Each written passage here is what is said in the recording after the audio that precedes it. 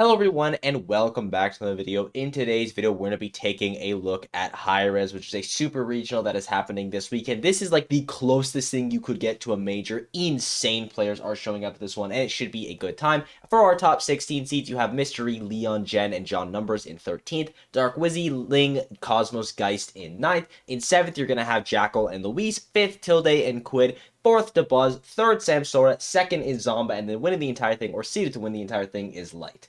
Since this is a tri-state tournament, you have pretty much every single top player coming from tri-state. Aside from Tweak, he's probably the most notable one that is going to be missing. But as you can see, you have Zomba, you have Jackal, DeBuzz, Tilde. That's probably your main 4 right now. And then your main 5 is obviously Tweak. But you have Leon, you have John Numbers, you have Jen. You have so many of tri-state's top talent coming here that it's kind of bound that one of them is going to go on a run. Now, who is that player going to be? If I had to put my money on a tri-state player that isn't seeded for top 8 that's going to get top 8, I would probably pick Jen because that guy is ridiculously talented. Now, he has the misfortune of going against DeBuzz in the winner side of bracket, which is a little bit tough, and then Ling in the loser side of bracket. I think both matches are doable. I have a lot of faith in Jen as a player, but it's going to be a little bit tricky. I'm also curious to see how well he's able to do with Palutena, because Palutena is a character that's been having a lot of discussions around them. Not so much anymore, but a couple months ago, people were discussing how good is this character actually, and the shift of best Palutena player has been going around. It was Luis and Chag a couple years ago, or even just a year ago. Now it's Chase and Jagaimo, and I think Jen is a player that could seriously cement himself as that title as the best Palutena player in the world. I have a lot of faith in him, so I'm curious to see how he performs this weekend.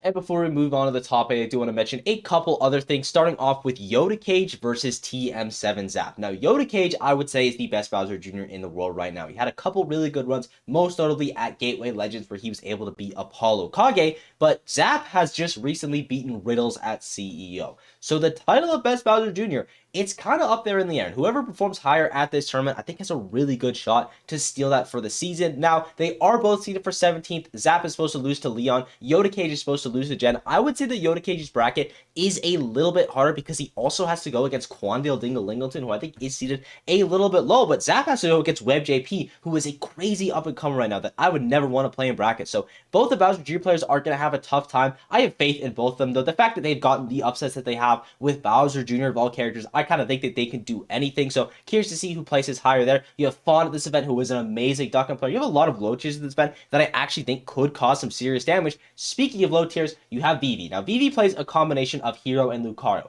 I, for one, have a lot of faith in Hero, and I used to have zero faith in Lucario. Now, I think this character is still bad. Don't get me wrong, but I used to think they were bottom 5. Lucario's definitely not bottom 5 anymore, so I'm curious to see how BV performs this event. Again, there's so many players here that could make upsets, and there's so many weird characters in this bracket that it's going to be a really fun time, and I think there is going to be a couple players that are seeded for the top 8 that maybe run into a matchup that they're not expected to play, because there is 80 plus matchups in Smash Ultimate, and when Bowser Jr. can hit you once and do 90%, sometimes in the bracket, that's all it takes to get an upset. So I would be not surprised if Zap or Yoda Cage or BV or so many of these players in the bracket are able to get a big upset. But I want to talk about the top 8 now.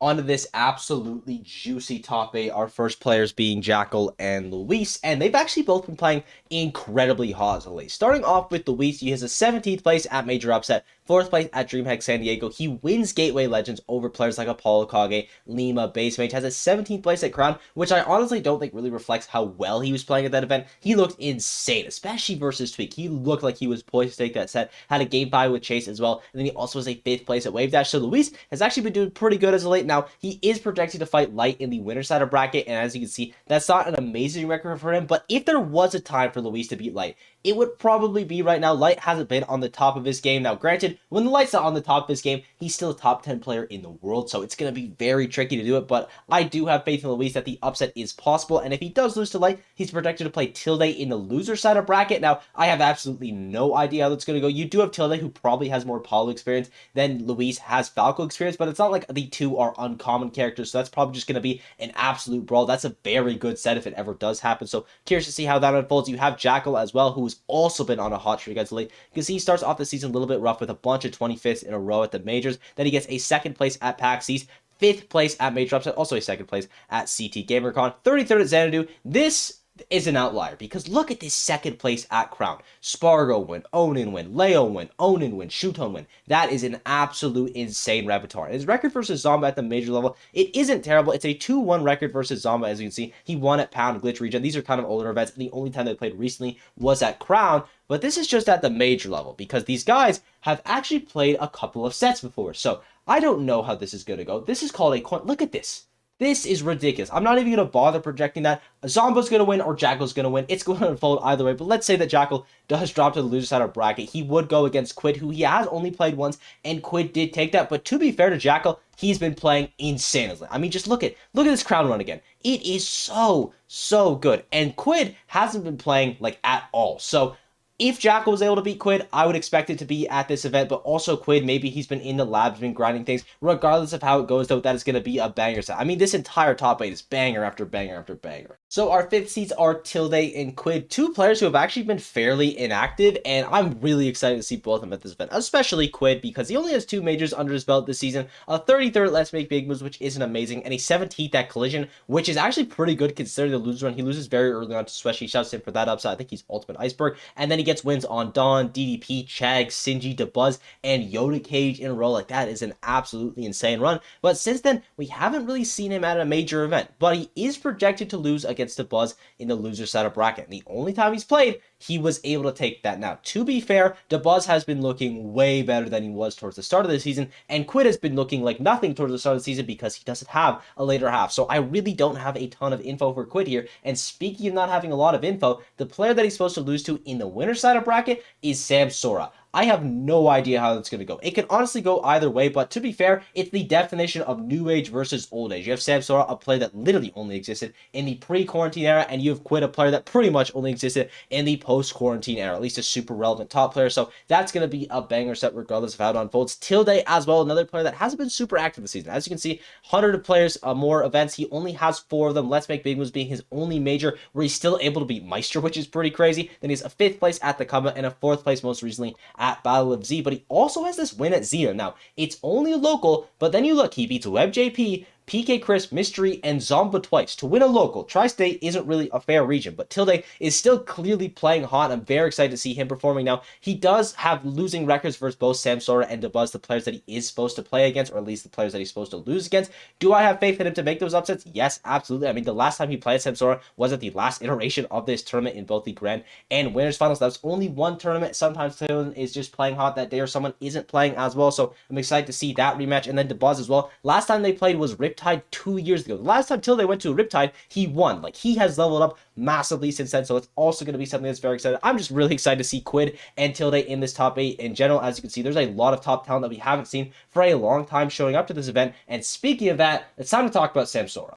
Our 4th seed is DeBuzz, and our 3rd seed is Sam Sora. Starting off with DeBuzz, now he is supposed to go against Light in the winner side of bracket, which is a pretty tough draw. He hasn't been able to beat Light since the pre-quarantine era. If there's a time to do it, though, I think it is now. DeBuzz has been looking, again, way better than he did at the start of the season, and the last time they played was at the start of the season 6 months ago. He's been to Japan since then. He's been looking a lot cleaner in his gameplay. I have faith in DeBuzz to be able to get this win, but if you want to do odds, you definitely go with Lighter. I mean, the record is very good in his favor. There's not even a game 5 in here. Like, the sets haven't really been close, so I'm curious to see how it does play out, but you're definitely going to favor Light there. And then Sam Sora as well. It is a 2-8 record for Sam Sora's favor. Not great for DeBuzz, but they haven't played in 4 years, so none of this really means anything. And DeBuzz has also added Min Min to his roster. Now, I think Min Min is an amazing character versus Peach, because one of the best things about Peach is they're able to kind of float outside of your burst range and then be able to attack you. It doesn't really matter if you do that versus Min Min, because her attacks go halfway across the stage, so if you just microspace outside of a Min Min arm, who cares? Like, you're not really getting much off of that, so it's a really tricky matchup when you have to be playing very good in it. I don't even know if Sam Sora has seen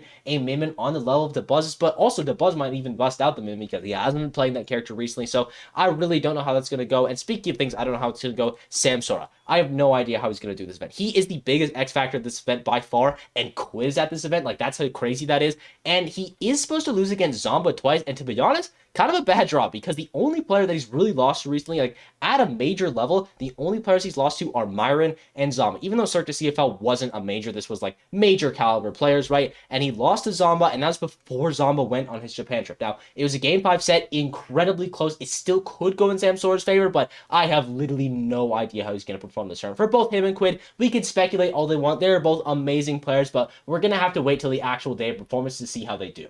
Now, our top 2 seeds are Zomba and Light, and thankfully there'll be a lot less speculation with them because there's been a lot of that throughout the video, and I would be very shocked if one of these 2 guys didn't win the tournament because there's a couple players that could maybe steal it from one of them. Maybe Sam Sora could steal it from Light, but then I would expect Zomba to beat Sam Sora. Maybe DeBuzz could steal it from Zomba, but then I would expect Light to beat DeBuzz. This bracket for Light in general is just really good. He has to go against John Numbers, which is Leaf It, which could catch him off guard, but Light's adaptation is amazing. I would expect him to catch on. Luis, already talked about that. Amazing record for Light. DeBuzz, already talked about that, amazing record for Light. Then you would have Light versus Zomba, and that's a little bit interesting because they've actually played a multitude of times, and most of them go into Light's favors. But from their last 4 encounters, they trade sets at Shine. Zomba wins one at LSI. Light wins one at Let's Make Moves. Now, these results, again, they don't really matter right now. The last time they played was 6 months ago, and Zomba has leveled up massively since Japan. I mean, 9th at Kagurabi, 7th at Battle of BC with wins over Leo and Tweak, winning Crown, his first major event, over players like Chag, Sonics, Leo, Tweak, Shootone, and Jackal, in a 2nd place at Battle of Z, Umed. And I also don't think Zomba is going to get upset in this bracket at all. I think Light and Zomba are very likely to meet in winners finals. I think the only player that I really have a ton of faith in to beat either both of these players, or at least one of these players, would be Quid because he is such a loose cannon. Maybe Sam Sora as well, though I would have favored Quid more just because he has a better record versus Zomba and then he's never played Light. So regardless, I think it's going to be very interesting. I am still going to pick Light to win this tournament just because the record is in his favor, but the way that Zomba has been playing lately is really scary. He's looking like the best player in America, and I definitely think that he could take this tournament. Post-editing proof block here, something that completely slipped my mind when talking about who's going to win the tournament is Tilde's record on Zomba and Light. Now, as you can see, he's up 2-0 versus Light. Last time they played was 2 years ago, so it doesn't really matter, but he has the record in his favor, and Zomba, it's a 17-11 record, as well as the only time they've ever played at a major level tournament. Here, let me make that 200, because Zeno has some big locals. It has gone into Zomba's favor, rather, Tilde's favor, at Riptide 2022. So, Tilde is potentially a player that could steal this tournament away. He still has to get through his bracket, which is fairly tough. Again, in the winner's side of bracket, he is still going to be running into DeBuzz, which is not an amazing matchup for him. But I do believe if he's able to beat DeBuzz, he has a serious chance to win this tournament. So just thought I should add that. And I thank you guys for watching. I hope you enjoyed. Sorry there was a lot of speculation in this video, but to be fair, there is a lot of unknowns in this bracket, which is going to make it an incredibly fun watch. I'm really excited for this tournament, and I hope you guys are too. Thank you guys for everything. Sport's been absolutely unreal lately. Be sure to sub and all that yada yada, and I will see you all in the next video. Bye-bye.